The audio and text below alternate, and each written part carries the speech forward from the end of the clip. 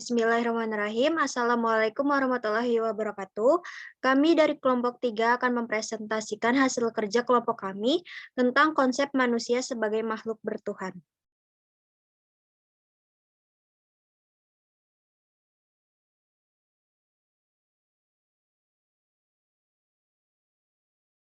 Next.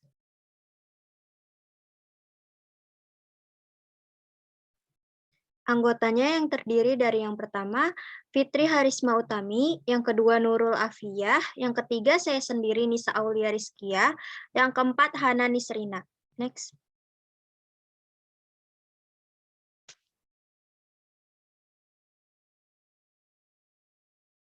Saya akan menjelaskan tentang pendahuluan. Manusia adalah salah satu ciptaan makhluk Tuhan yang diberikan akal untuk berpikir menentukan mana hal yang baik dan buruk. Dengan memiliki akal untuk berpikir, manusia sendiri memiliki kedudukan paling atas dibandingkan dengan ciptaan Tuhan yang lainnya, yaitu hewan dan tumbuhan. Manusia juga merupakan makhluk yang unik karena setiap manusia memiliki karakteristik yang berbeda-beda antara satu dengan yang lainnya. Pada masa ini, kita mengenal dan mengetahui bahwa ada yang disebut ateis dan teis. Next.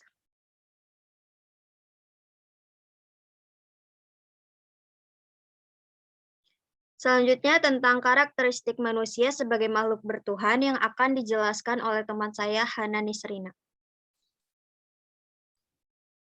Karakteristik manusia sebagai makhluk bertuhan. Manusia adalah makhluk bertuhan di mana pola pemikirannya bertolak dari pandangan manusia sebagai makhluk homo religius. Ciri-ciri manusia sebagai makhluk Tuhan diantaranya 1. Mengakui kebesaran dan keagungan Tuhan yang diwujudkan dengan berbagai cara. Yang kedua, menyadari bahwa dunia serta isinya adalah ciptaan Tuhan. Yang ketiga, manusia dianugerahi akal dan budi yang dapat dikembangkan secara maksimal. Yang keempat, manusia memiliki keterbatasan yang kadang sukar untuk dijelaskan. Next. Implikasi kebertuhanan terhadap sikap pribadi dan sosial. Yang pertama, toleransi. Yang kedua, tidak diskriminasi. Yang ketiga, hidup humanis. Yang keempat, memiliki sifat jujur dan bertanggung jawab. Next. Selanjutnya, implikasi kebertuhanan dalam membangun pribadi yang mulia. Manusia memiliki kepribadian mulia, senantiasa taat dan berbakti kepada Allah SWT, mengikuti suri tauladan para nabi atau orang-orang yang rajin beribadah. Dalam membangun pribadi yang mulia, tentunya membutuhkan waktu, proses yang bertahap, niat, dan usaha yang gigih disertai dengan istiqomah. Next. Interpretasi kebertuhanan antroposentris. Pengaktualisasian akhlak Tuhan pada diri manusia dilakukan dengan melatih jiwa secara sistematis, dramatis, dan berkesinambungan disertai olah fikir atau tafakur wa ta'amul, olah rasa, tazawuk, olah jiwa, riadoh, dan olahraga rihla wa jihad. Tasawuf merupakan metode pendidikan yang membimbing manusia ke dalam harmoni dan keseimbangan, sehingga tasawuf memiliki peran yang sangat berpengaruh terhadap moral spiritual seperti dalam pendidikan.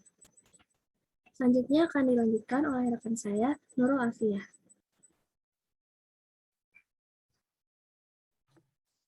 F. Konsep diri manusia Islami. Pertama, sebagai hamba Allah. Kedua, sebagai Al-Nas. Ketiga, sebagai Bani Adam. Keempat, sebagai Al-Ihsan. Kelima, sebagai Al-Bashar. Keenam, sebagai Khalifah Allah. Next. G. Tugas dan peran manusia sebagai hamba dan Khalifah Allah. A.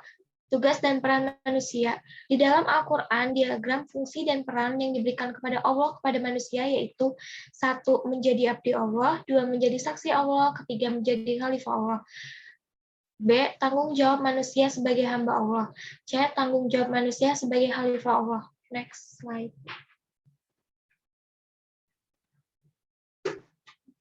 H. Karakter-karakter positif dalam pengembangan diri sesuai dengan profesinya. Next.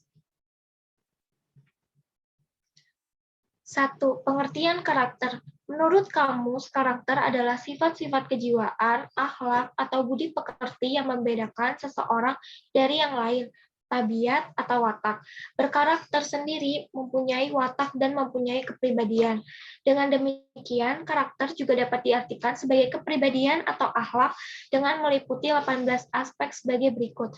1. Religius, 2. Jujur, 3. Toleransi, 4. Disiplin, 5. Kerja keras, 6. Kreatif, 7. Mandiri, 8. Demokratis, 9. Rasa ingin tahu, 10. Semangat kebangsaan, 11. Cinta tanah air, 12. Menghargai prestasi, 13 bersahabat atau komunikatif, 14 cinta damai, 15 gemar membaca, 16 peduli lingkungan, 17 peduli sosial, 18 tanggung jawab. Selanjutnya akan dijelaskan oleh teman saya Fitri.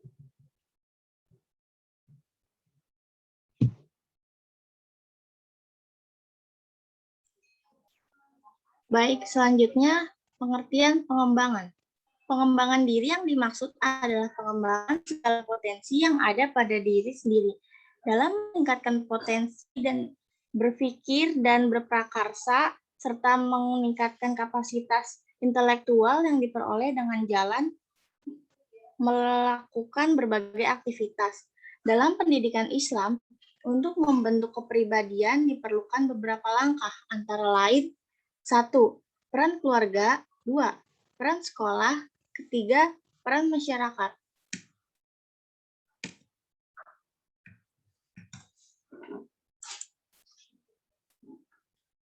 Tugas dan kewajiban manusia terhadap alam semesta. Sebagai makhluk ciptaan Tuhan yang diberikan kelebihan memiliki akal untuk berpikir, kita harus saling menjaga alam semesta yang ada di jagat raya ini.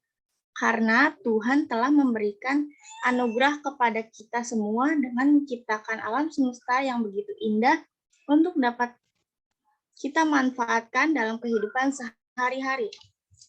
Contoh tugas dan kewajiban menjaga alam semesta adalah saat menggunakan air tidak boleh berlebihan.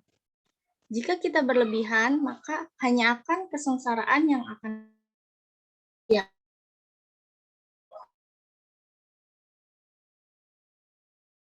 jika kita menggunakan air secukupnya, maka air akan selalu ada untuk keberlangsungan hidup manusia.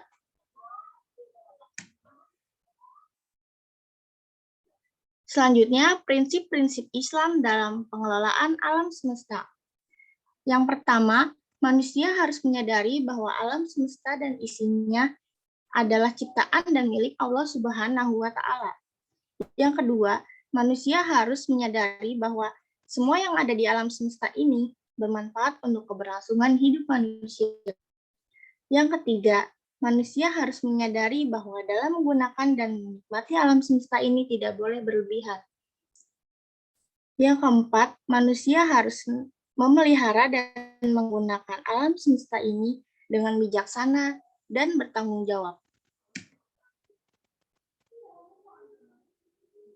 Kesimpulan, setelah menguraikan materi mengenai konsep manusia sebagai makhluk hidup bertuhan, kita mengerti bahwa manusia merupakan makhluk ciptaan Tuhan yang diberi keunggulan, yaitu memiliki akal untuk berpikir, menentukan mana yang baik dan mana yang buruk.